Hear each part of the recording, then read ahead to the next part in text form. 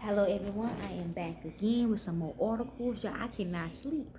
All these spirits is coming to me to do their story, to do their oracles, and I just want to because it's what I love to do. Like, it's just something, it's like helping me take something off my spirit or something, okay?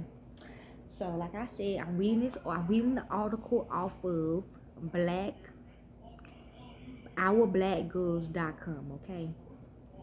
We'll be talking about Ella Crawley, ELLA Crawley, Crawley.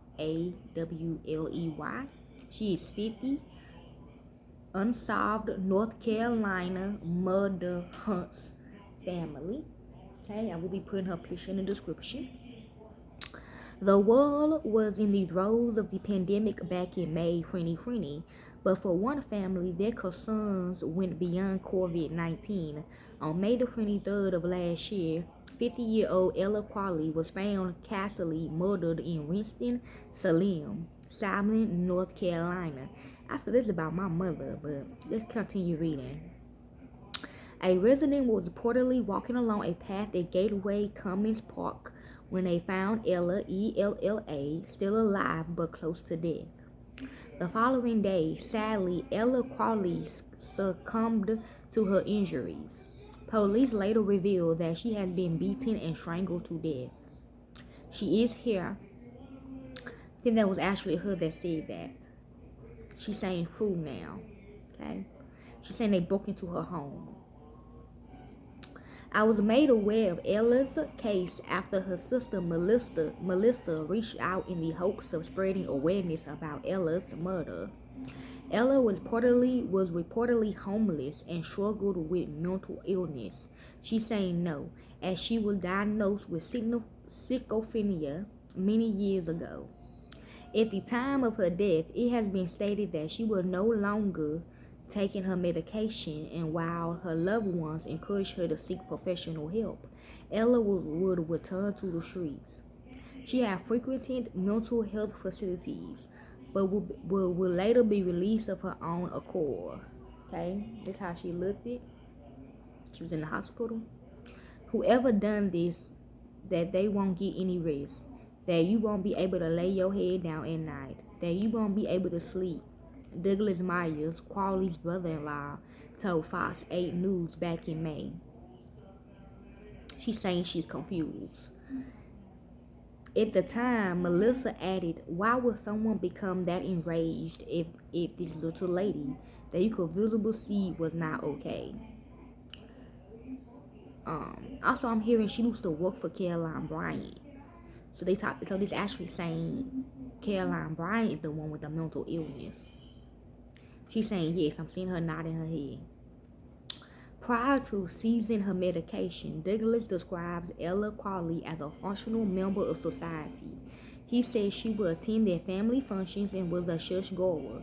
And while her relatives have sought answers regarding Ella's death, authorities haven't been able to give them the responses they hoped for.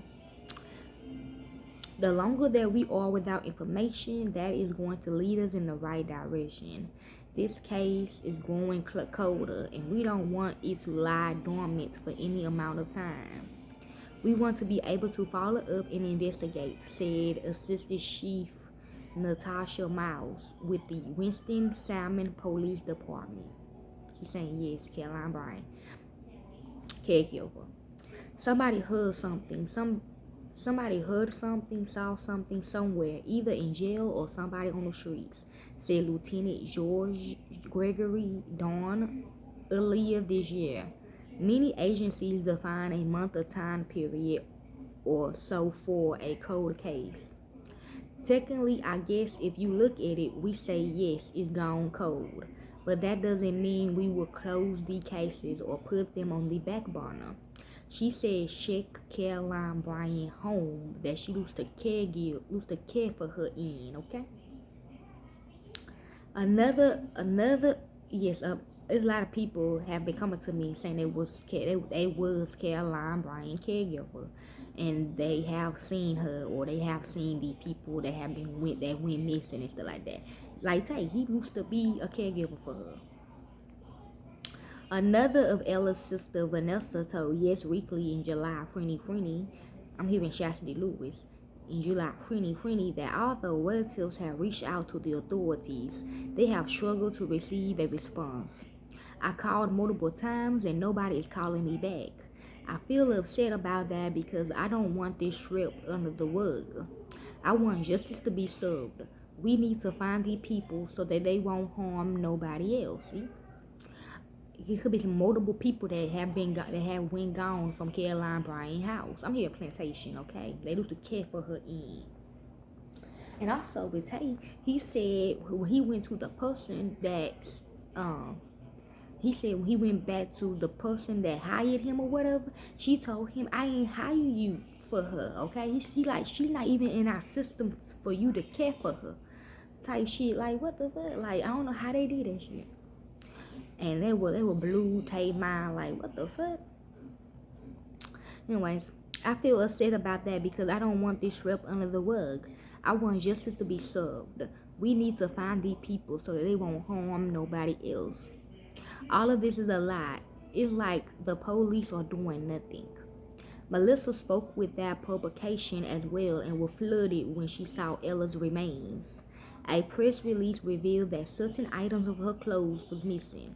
However, it fell short of confirming whether or not Ella Crawley was the victim of a sexual assault. She's saying yes. I saw her. I saw what she looked like afterwards. Somebody is sick. Somebody is really demented and deranged, and they need to be off the streets. Plain and simple, she said. They are going to act again. It's going to happen again. I feel like what they have done to my sister, that is not something that you wake up and decide to do and don't do it again. If nothing else, I just want people not to forget that there is somebody out there that is not okay in the mind. I know I can't bring her back, but the community deserves to know. The killer has not been caught. Be careful. Don't be out alone. Don't be in that area by yourself. In researching this case, it has been made abundantly. She also said she got trafficked. She got kidnapped from the fake Egypt. In researching this case, it has been made abundantly clear that investigators have little to no information. Ella was reportedly found in the early morning hours when there was not much foot traffic, and because she did not keep close company with friends, they cannot. Finding people she may have had regular interaction with at the time has proven difficult. Additionally, Ella Crawley did not have a cell phone, nor was she on social media. So piecing together a timeline or paper trail is nearly impossible. Authorities are fully relying on the community to come together to help solve this case because, like many other incidents such as these, someone somewhere knows something. In my correspondence with Melissa, I asked her if she would like to share something about her sister, who she was as a person aside from any of the issues she may have faced. This was her response in it entirely, slightly edited for clarity. This was her sister have to say. Yes, I would like to add that my sister was a godly lady. She loved going to church and telling others about the Lord. She also enjoyed shopping, going out to eat, and spending time with family. Some of my fondest memories of her and I shopping in Winston-Salmon, North Carolina. We would get lost in stores just shopping away. I was her hairdresser. She saying she got some of her hair. I'm hearing her scalp. They do scalp people, okay? If you got Indian in you and stuff. She loved for me to keep her hair up, and I loved doing it for her. My sister was diagnosed with a mental disorder at an early age and put on medication for it. She maintained on her own for years, living by herself, paying her bills, and just living a normal life. She would always say to me that I don't think I need this medicine, but I would encourage her to keep taking it to stay balanced. True, because I take medicine too, and like if I stop, like I get imbalanced like a motherfucker, okay? Eventually, she stopped taking her medication, therefore her mental health declined. She was admitted several times in North Carolina to the mental ward, only to be released because, as I was told, she was her own guardian. I tried to encourage her to take her medication, but she was so far gone, it was going to take more than just me asking her. She said that wasn't even her if you were telling me take my medicine.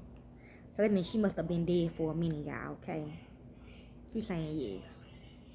Winston-Salmon police ended up arresting her several times, and you have thought, I'm hearing yes, that they will come out her bodysuit. Would have thought that the condition mentally and physically she was in, they would have taken her to a hospital. Even going before a judge, which she had to do, it seems that if they would have court ordered her to undergo psychiatric evaluation. The fake court, okay? But no, they just released her back to wander around until eventually she was murdered brutally. I don't want my sister and what was done to her to be forgotten. Not to mention the killer is still out there free to do it again, okay? No, they are not. They are now deceased, yay.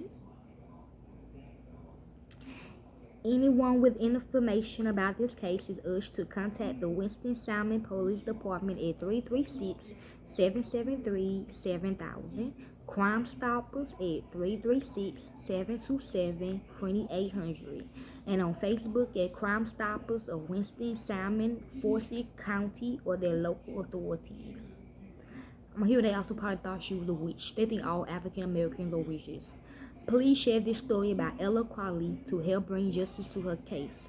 She is our sister and her life matters, okay? Hope y'all enjoyed this article of Ella Crawley. Like I said, I don't do this for the fame. I do this because it's what I love and I don't need no money, okay? But if y'all want to help with this case, just call them numbers that I said, okay? I'm out. Peace. Contact the family. I'm out. Peace.